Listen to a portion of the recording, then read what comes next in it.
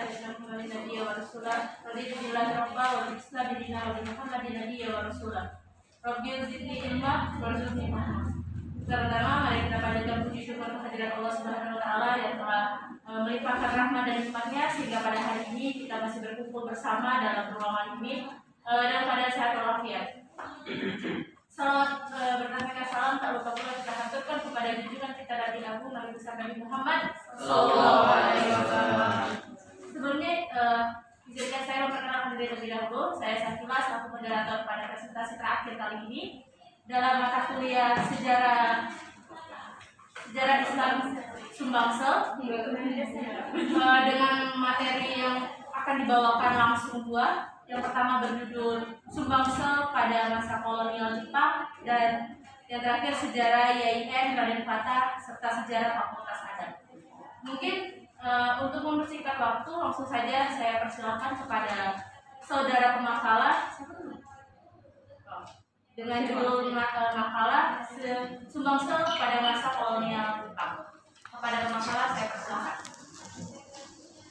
Pada awal abad ke-20, Jepang sudah mulai bangkit menjadi sebuah negara yang besar dan patut diperhitungkan sebagai salah satu negara yang memiliki pengaruh serta kekuatan yang besar. Hal ini terlihat dalam niat pemerintah Jepang yang ingin membantu sebuah negara Asia Timur raya dengan Jepang sebagai pemimpinnya. Semangat ini tentu tidak terlepaskan dari peristiwa Perang Dunia I yang turut memberi dorongan bagi industri dan perdagangan Jepang.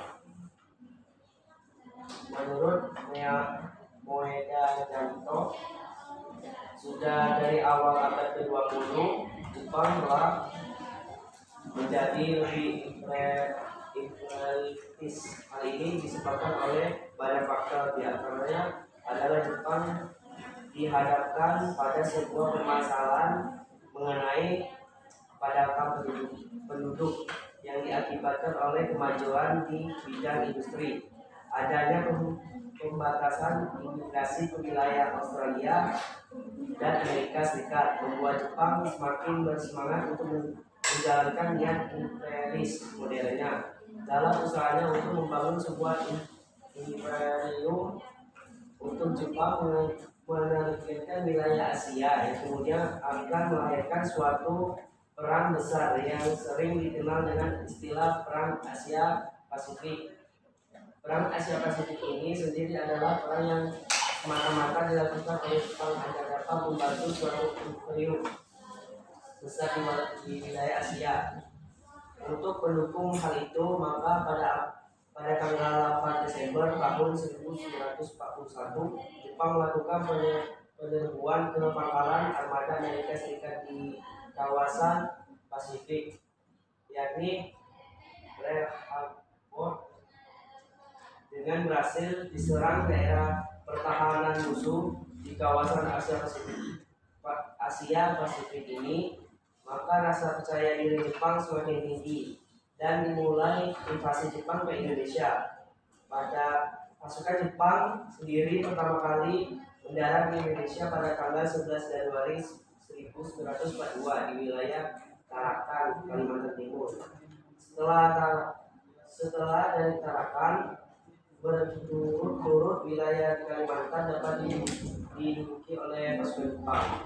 Dari Kalimantan, Jepang meneruskan penyerbuannya di wilayah Sumatera dan Palembang menjadi wilayah pertama yang masuk dalam daftar penyerbuan Jepang. Di wilayah Sumatera, dalam penyerbuan ke wilayah kota Palembang, Jepang sangat berhati-hati sekali.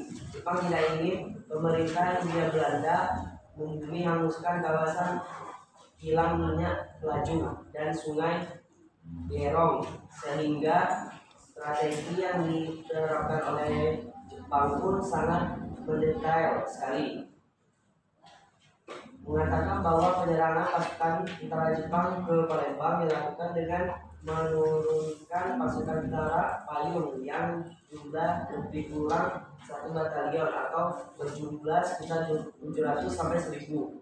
Personel pasukan tentara lebih terperinci dijelaskan lagi bahwa pemerintahan militer Jepang juga menurunkan sebanyak 360 penerjun payung yang berasal dari satu resimen parasut pada tanggal 14 Februari 1942 dan ditambah 100 pasukan penerjun payung mendarat di Kota Palembang pada keesokan harinya. Dan pada tanggal 16 Februari pemerintahan militer Jepang terus menambah pasukan ke wilayah Palembang dengan kembali mengirim 229 resimen ditambah dengan 1 batalion dari 230 resimen yang datang melalui jalur Sungai Musi hingga akhirnya pada esok hari tanggal 15 Februari semua pesawat sekutu diperintahkan menuju Jawa, di mana serangan besar Jepang diantisipasi dan unit sekutu telah ditarik dari Sumatera. Setelah pada malam 16 Februari 1942 personel lainnya dievakuasi melalui Otespan, ini Bandar Lampung, dengan kapal ke Jawa atau India. Jepang menduduki wilayah Sumatera setelah Sumatera Selatan, tepatnya pada tanggal 14 Februari 1942 hingga nantinya Jepang penduduk wilayah.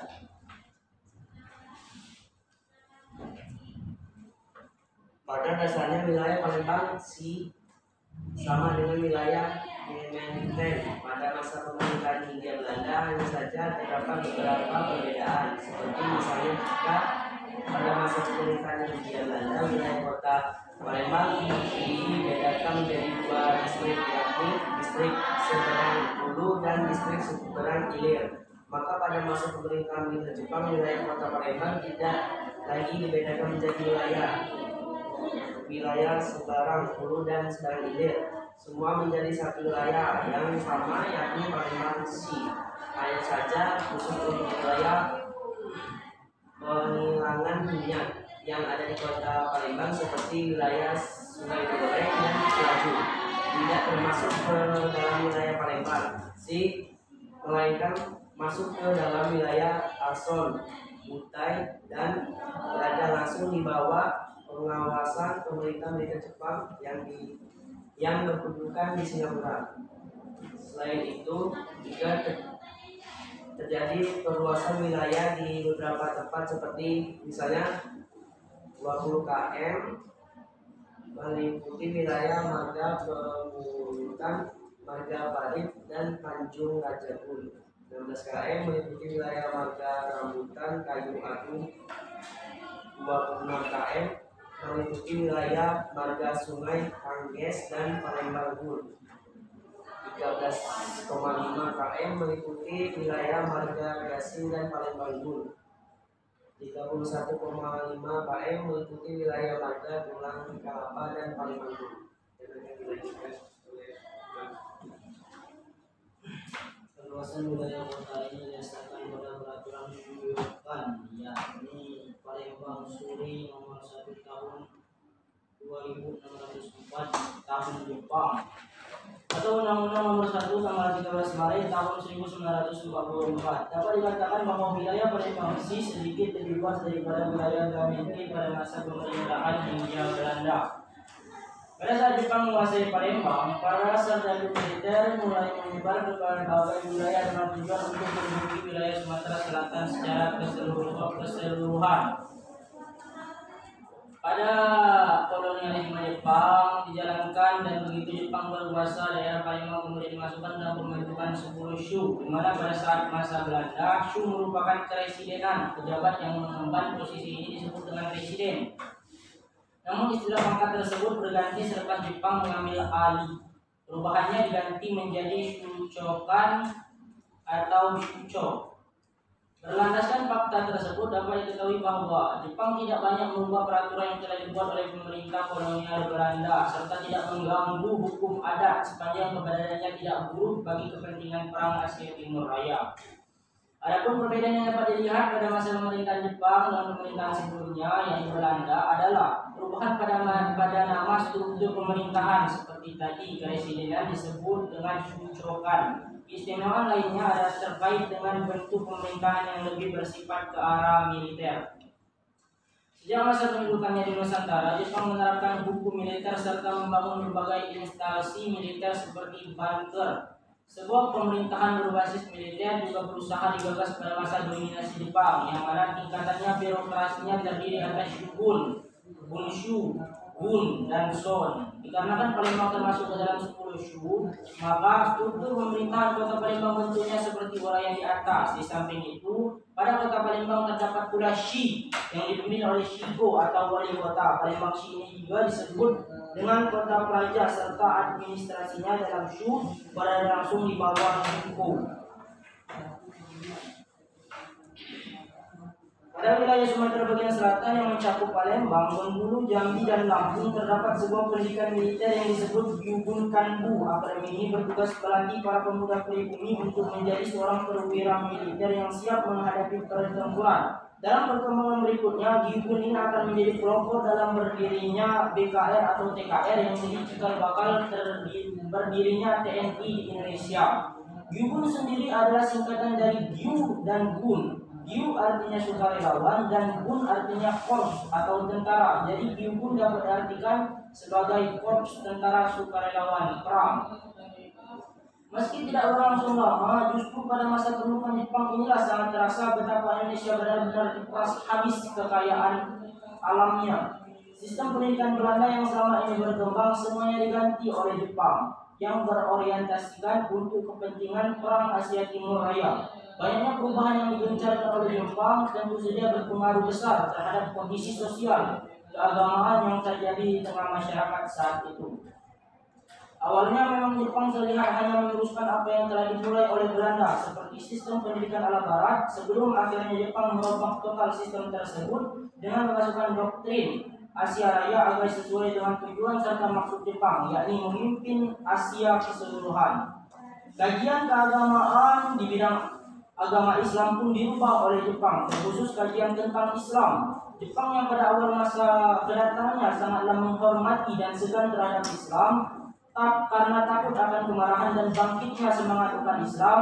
Oleh karena itu kegiatan Islam pertama kali dibiarkan dan tidak terlalu dihiraukan oleh Jepang. Namun lama-kelamaan Jepang mulai menerapkan aturan-aturan yang dilarang oleh agama Islam seperti pemujaan seikirei atau membungkuk ke arah timur pada saat matahari terbit. Hal ini menimbulkan polemik dan juga permasalahan di kalangan ulama. Akhirnya Jepang mulai berani melawan dan menangkap para ulama. Yang menjadi biasnya akhirnya kajian-kajian keagamaan pun dilarang oleh pemerintahan Jepang. Di sekolah pun demikian, seperti awal kedatangannya, Jepang selalu berbuat baik hati kepada rakyat Indonesia. Tapi tentu saja hal ini bukan tanpa kepentingan, melainkan Jepang segera mengimbau kepada semua masyarakat agar dapat membantu Jepang memenangkan peperangan.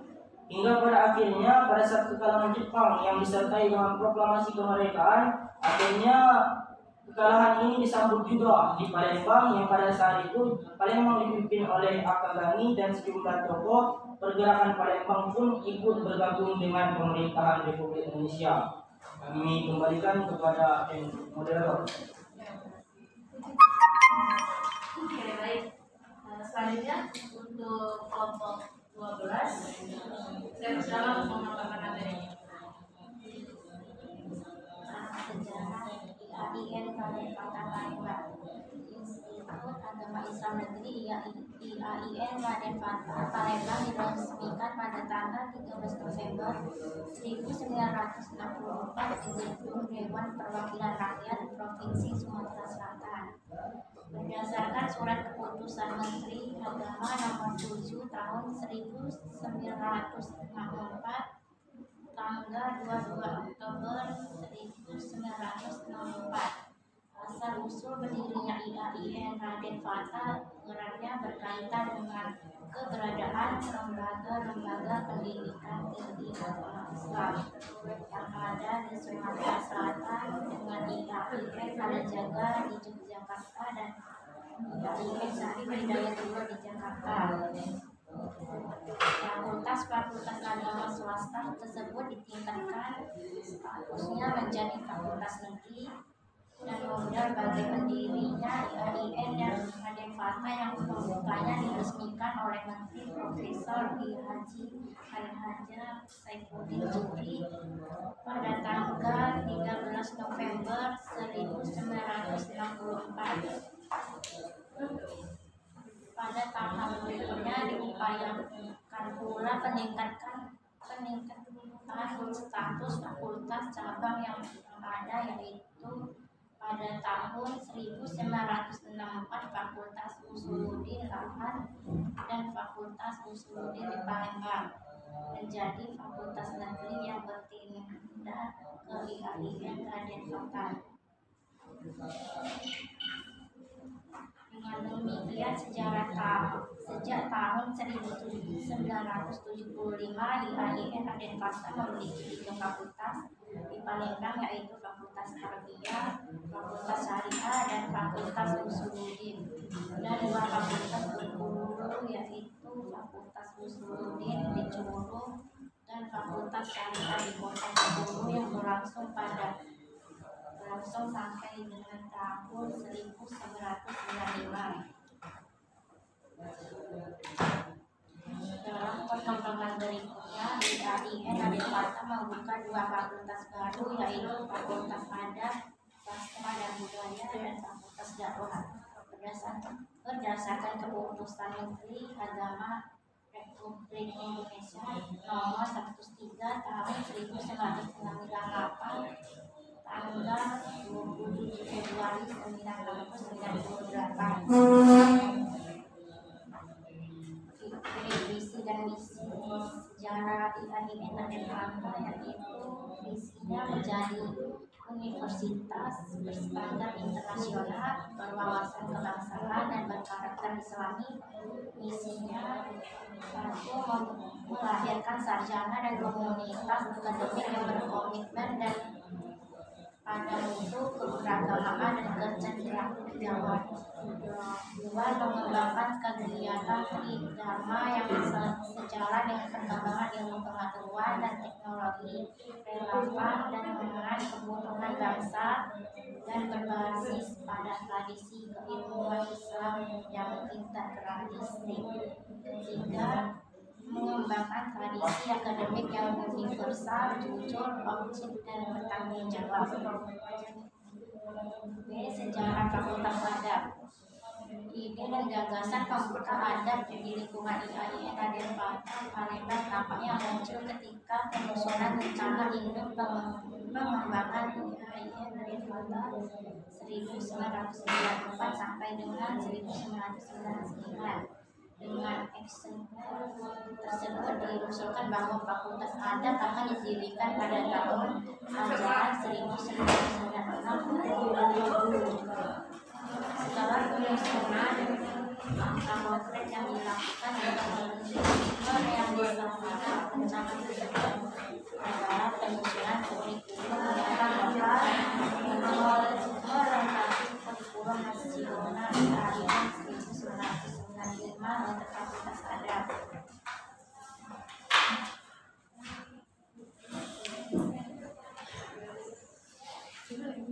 Berdasarkan keputusan IAIN tersebut pada tahun 1995 sampai dengan 96, Fakultas Tarbiyah membuka program studi BSA dan program studi SKI.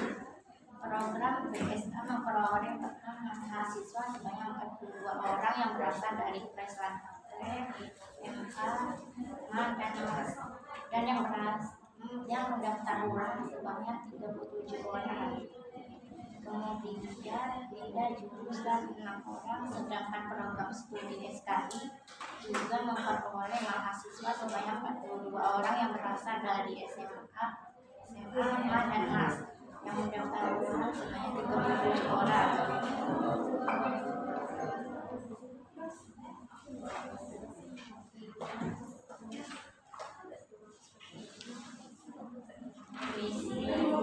Visi dan tujuan sejak Fakultas Adat. menjadikan fakultas sebagai lembaga yang kondusif bagi pemantapan iman dan pengembangan ilmu serta mampu membangun pusat-pusat studi yang unggul bagi pengkajian ilmu Islam yang bercorak ilmiah pada tingkat regional atau nasional. Misalnya menyelenggarakan program pendidikan, pengajaran dan penelitian secara terstruktur dan akademis berdasarkan kurikulum tertentu sehingga dapat menghasilkan sarjana ilmu muda yang berorientasi akademik dan profesional yang mampu melaksanakan pengabdian kepada masyarakat. Menyiapkan sarjana muslim yang Dengan dua buku yang berbeda. Selanjutnya saya buka sesi tanya jawab kepada audiens yang ingin bertanya. Saya persilakan. Rasa pada saat sampai sekarang. Nah, dan sebutkan contohnya. Sistem pemerintahannya, apa saja yang masih terasa sampai sekarang? Iya. Nilainya. Oke, baik. Selanjutnya yang ingin bertanya saya persilakan. Baik, silakan saudara Fahri. Bismillahirrahmanirrahim. Perkenalkan, nama saya Fahri. Saya ingin bertanya kepada kelompok 11 mana? Yes. Pada kelompok 11 mengenai kolonialisme di Jepang ya, Jepang di Sumatera. Dua pertanyaan, boleh? Boleh. Yes, yes. Pertanyaan pertama mengenai kelompok 11 itu awal tadi kan Islam itu dilarang ya oleh penjajah Jepang. Nah terus cak mano dalam kondisi umat Islam itu nak tunai ke kewajibannya. Nah yang kedua itu boleh diceritakan enggak? Kan Ampera itu kan terjadi dibangun pada masa penjajahan Jepang ya. Nah itu latar belakang itu cak mana tuh? Ampera. Yuk, latar belakang.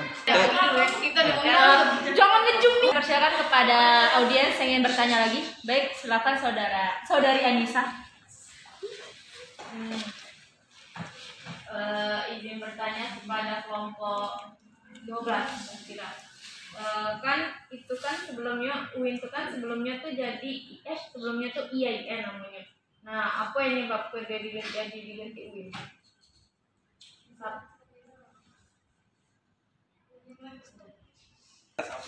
Oke, tinggal satu pertanyaan lagi untuk kelompok 12. Bagi audiens yang ingin bertanya, saya persilahkan. Saja itu. Baiklah, saya izin moderator bertanya kepada kelompok 12. Bisa nggak disebut ya? Baiklah, izin moderator bertanya kepada kelompok 12. Bisa disebutkan siapa saja tokoh-tokoh utama dalam pendiri UIN? Tokoh-tokoh utama, tokoh-tokoh dalam pembangunan UIN Raden Patah. Cuman maksudnya? Iya, tokoh pendiri yang Iya, dulu. tokoh pendiri yang dulu. Yang maksudnya? Oke, baik. Untuk sesi tanya jawab kali ini saya tutup terlebih dahulu karena sudah ada dua penanya dari kelompok untuk kelompok 11 dan dua penanya untuk kelompok 12. Selanjutnya saya serahkan kepada pemakalah. Jika sudah menemukan jawabannya bisa langsung disampaikan. Dari kelompok 11 akan menjawab pertanyaan dari Zahra mengenai apa saja dengan pertanyaan apa saja sistem Jepang yang masih terasa sampai sekarang serta berikan contohnya. Begitu? Baik, pada kelompok 11 saya persilakan.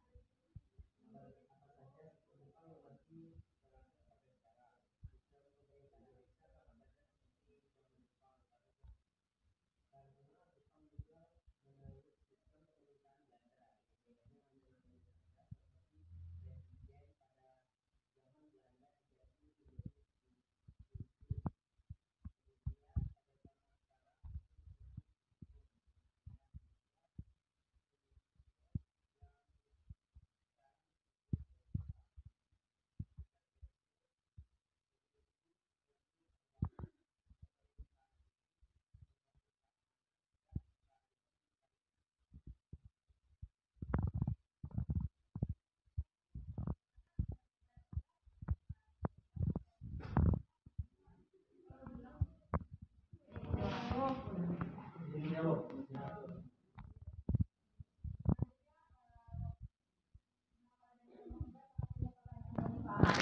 mengenai Islam dilarang pada saat Jepang, lalu bagaimana umat Islam menjalankan ibadah serta latar belakang terbentuknya ampera. Begitu?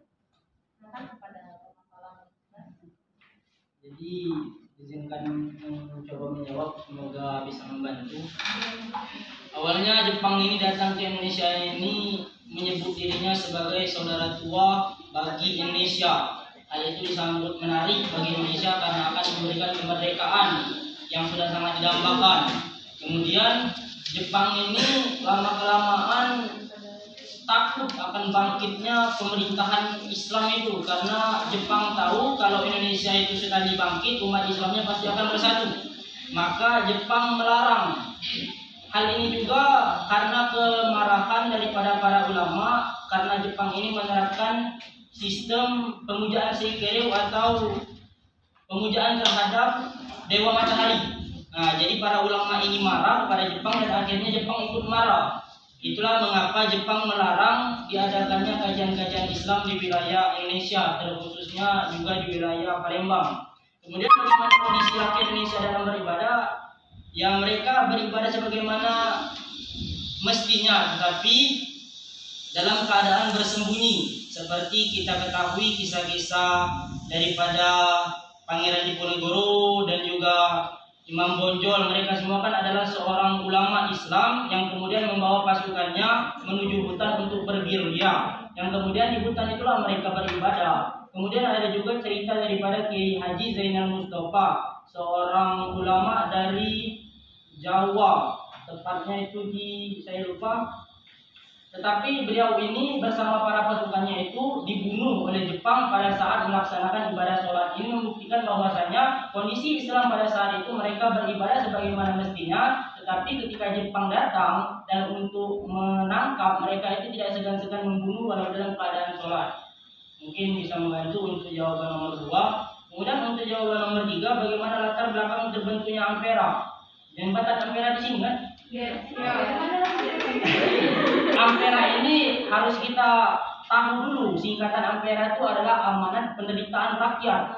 Ampera ini awalnya didirikan oleh Soekarno. Soekarno ini mendirikannya pada tahun 1962 pada masa-masa akhir daripada pemerintahan Soekarno dan diganti menjadi pemerintahan Soeharto, yang mana amunisi pembangunannya ini, dananya ini dibangun berasal dari perampasan perang Jepang. Jepang pada saat itu perang kan dengan Indonesia. Nah, rampasannya ini kemudian diambil alih oleh pemerintah Indonesia dan dijadikan modal untuk membangun ampera.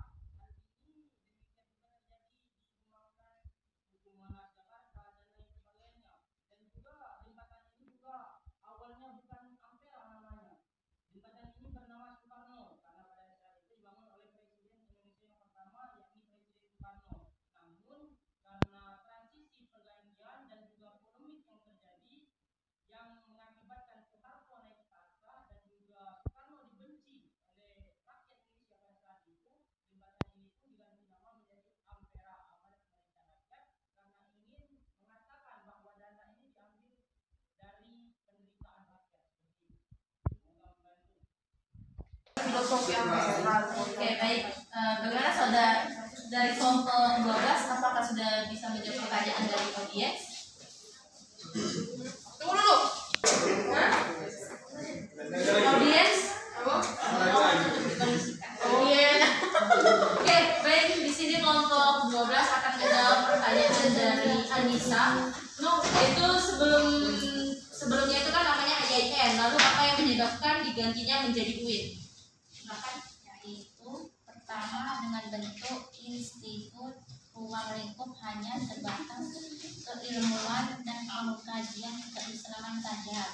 Yang kedua, wawasan mahasiswa dan dosen di IAIN terbatas, berbeda dengan hanya universitas umum, sehingga pengkajian seolah terputus dari persoalan kontemporer yang aktual. tinggal satu pertanyaan lagi yang akan dijawab oleh pemakalah kelompok 12, yaitu pertanyaan dari Aman Fadila. Bisa disebutkan tokoh-tokoh utama dalam pembangunan YIN dahulu? Ya, saya silakan. Yaitu awalnya digagaskan oleh 3 orang ulama, yaitu Kiai Haji Rashid Siddiq, kedua Kiai Haji Husin Abdul Muin, dan Kiai Haji Siddiq Adim pada saat berlangsung Muktamar Ulama se-Indonesia di Palembang tahun 1957.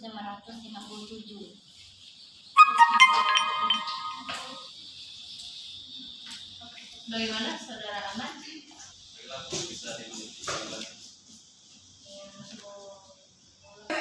Oke, baik. Tadi sudah kita dengarkan pemaparan makalah dari kelompok 11 dan 12 dengan judul makalah yang pertama Sumbangsel pada masa kolonial Jepang.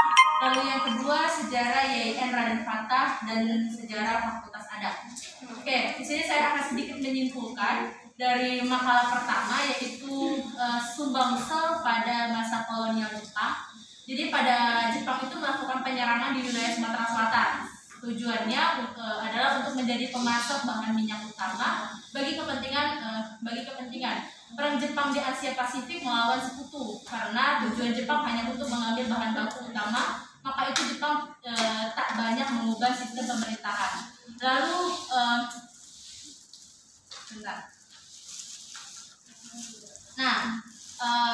salah satu peninggalan Jepang itu ada yang namanya Ampera, mana penderitaan rakyat ya. Jadi yang melatar belakangi terbentuknya Ampera itu sendiri, ya ini mana penderitaan rakyat seperti itu. Nah, selanjutnya kesimpulan dari kelompok 12, yaitu Institut Agama Islam Negeri atau disingkat jadi YIN Raden Fatah Palembang itu berdiri berdasarkan keputusan Menteri Agama nomor 7 tahun 1964 tanggal 22 Oktober 1964 dan peresmian pembukaan dilaksanakan pada tanggal 13 November 1964 di Gedung Dewan Perwakilan Rakyat Provinsi Sumatera Selatan. Oke, mungkin itu saja yang bisa saya sampaikan. Saya selaku moderator, mohon maaf apabila ada kesalahan dalam penyampaian makalah pada kali ini, karena manusia itu tak luput dari kesalahan dan kehilapan serta dosa. Pada Allah saya mohon ampun. Akhirul kalam, billahi fisabilil haq, fastabiqul khairat. Wassalamualaikum warahmatullahi wabarakatuh. Waalaikumsalam warahmatullahi wabarakatuh. Aku nak nengok iklan aku.